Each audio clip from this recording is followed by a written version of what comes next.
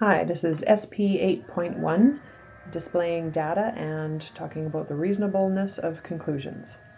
So we have several different kinds of graphs that you could get your data from: circle graphs, bar graphs, double bar, line graphs, and pictographs.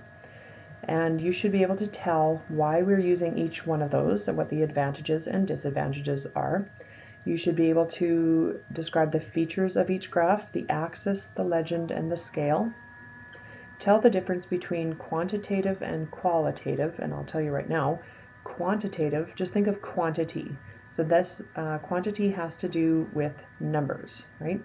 An amount of something. Quality is just data like what kind of ice cream you might like, chocolate. But chocolate isn't a number, so it can't be expressed in a number kind of way, in a quantitative kind of way. So chocolate is quality, numbers are quantity. Choosing which type of graph would suit your data the best. Collecting first-hand data, so that's something that you go out and ask other people. Collect that data on your own. And organizing that data into a graph. Identify the challenges and biases that might be present when you're collecting data. And these ones are actually kind of fun. They're very interesting, and you'll see them all the time, especially in the media. They really know how to twist their data to get you to think what they want. Identifying challenges and bias in secondhand. So that secondhand data is what we read on the internet and what we see on TV, and we'll have some examples of that.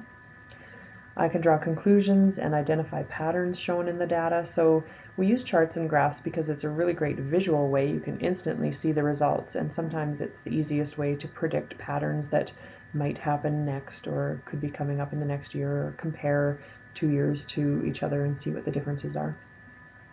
Analyzing a graph found in the media, determine if it has any features that are creating bias. So they've given some examples here: the width of the bars, the size of the scale, the size of the intervals, the distance in between your graph parts, where the scale starts. Sometimes that's an interesting one too. And I think I had an example on the grade 7 videos of a scale that started at, I'm just going to draw one quick on the side here. It started at 13 and it went to 14. So it didn't start at 0. And it said these were the people that said they liked school. And then these were the people that said they didn't like school. My nice coloring.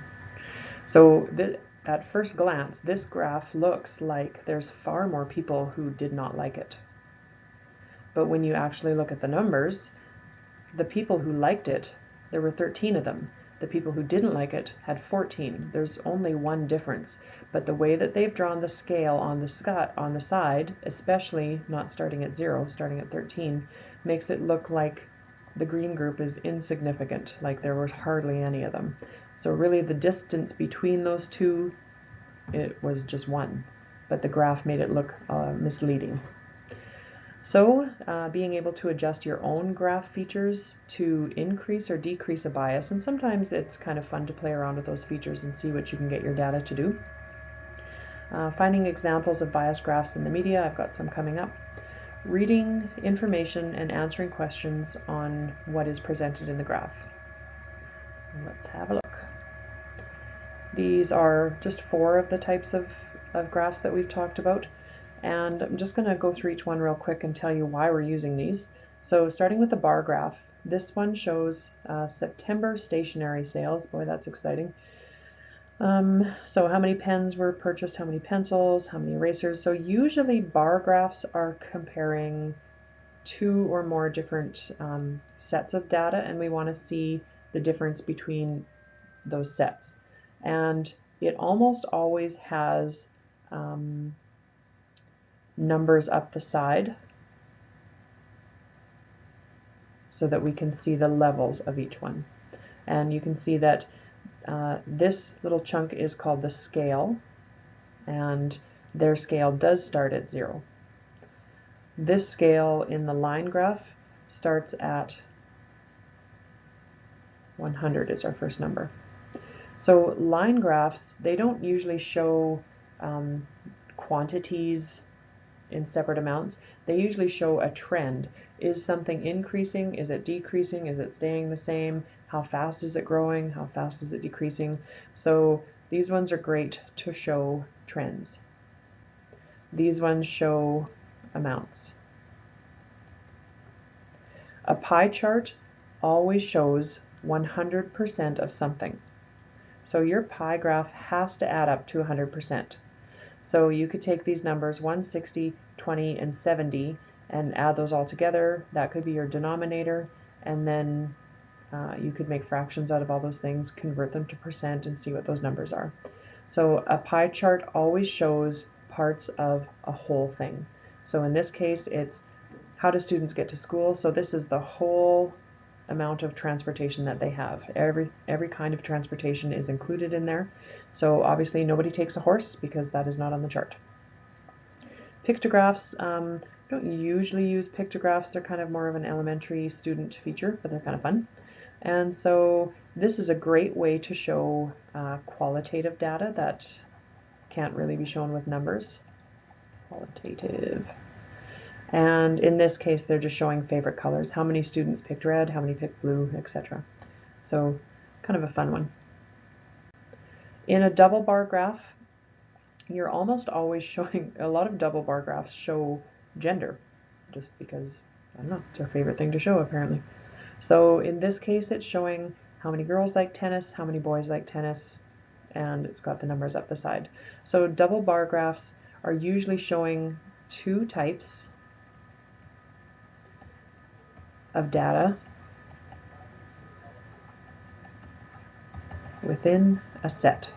So in the set of crafts, you have two sets of data. You've got your females and your males. And somebody's singing happy birthday out there. It's awesome. At the bottom here, I just put a note on the outcome, or the indicator that said, I can describe the features of each type of graph, the axis, the legend, and the scale. So let's just have a little look here. This, let me change colors. This is your legend. The legend tells you information about the colors or the shapes that are going on in your graph. If we didn't have that legend there, you would not know what the pink and the blue, or yeah, pink and blue, I guess they are, what those bars actually meant. But because we have a legend, that gives us a bit more information about our graph. Up the side, these are, this is the this is the y-axis. Y-axis goes vertical, up and down. The x-axis is horizontal. And then there are the scale, which is going up the y-axis. In this case, it's going up by 5s, 5, 10, 15, 20, 25, 30. So whatever the numbers are on the side, that is your scale. We also have axis titles. So the x-axis is titled activity, and then we have subtitles for each activity, swimming, canoeing, crafts, etc. And the y-axis is labeled number of campers. So this graph gives us lots of information. It's got all the features that we need. It has a title, participation in camp activities. So there's no doubt what this graph is all about. They've done all the important features. So here are the fun parts. The challenges and biases. When you collect data, you have to be really careful about how you collect your information and then how you share it with the rest of the world. So you might run into problems when you're collecting it because maybe you're asking questions to people who don't know the answers. So if you're going to ask, say, a group of kindergarteners what it's like to be homeless, they might not know that. Or what university classes are the best. They're not going to know that information. So that's not the best population to ask. If you're going to, I'm just going to skip down one, ask questions at the wrong time of year, and we always talk about teachers. If you're going to ask teachers' opinions of how much they love assessment, well, if you ask them in September, we're all pretty gung-ho about it. If you ask us in June, when we're trying to get everything, all our report cards done, we might be a bit grouchy and we might give you some distorted answers. If you are displaying the data in a way that makes it look inaccurate or distorted, and I've got some examples down here, And sometimes you can put your own bias, which is your own opinion, into the question. So if I said, how many of you people agree that chocolate is a terrible flavor? You can tell by the way I've asked that question that I don't like chocolate. I called it terrible right in my question. And I said, how many of you people agree with me? So I'm kind of putting some pressure on you that you should agree with me. So you have to be careful about how you word your question, because you might be putting your own opinion in there, and that might make people want to vote one way or the other based on what you've said. So examples down here are basketball player. If they were going to find the average height of Americans based on a sample of NBA players. So they're going to grab 20 NBA players at random, measure them all, and then they're going to say, well, based on our sample, our population sample, we've determined that the average height of Americans is 6'6". So obviously Americans are not that tall on average. We just happen to use a really tall sample. So that would be a selection bias. You've selected a specific group of people that have something kind of unique about them. So when you're selecting participants for your sample or for your experiment, you want to make sure you're getting a collection that represents the average. I never really thought about this until I grabbed this graph, but check out my pie graph. Those two red sections are actually both showing the same amount. And so I think it might be, I don't know if it was 25% or 21% or something like that. But by the way the circle is turned, that really, really puts a spin on your data. Because in this section, it doesn't look like the red is very much. But when you turn the circle around so it's facing the front of you, it's covering a lot more area of the blue circle. So depending on which way your pie chart is facing, you can really distort the data. If your pie chart is flat on the paper and not tilted like that, it doesn't distort as bad. So when you use Excel and you've got all those features and you can make those fancy graphs, be careful, because it might actually distort your data a little bit. The bottom one here, anytime you use a cone, and so these two graphs are representing exactly the same data, but the cone, the yellow section doesn't look nearly as bad. It doesn't look like there's much yellow there at all. But in the rectangular prism, it looks like it's kind of even with the blue, or just slightly less than the blue. Here it looks like there's hardly any yellow. So a cone will definitely distort the data at the top. It makes the base look like there's a lot more, and the top looks like there's nothing. So, happy dataing.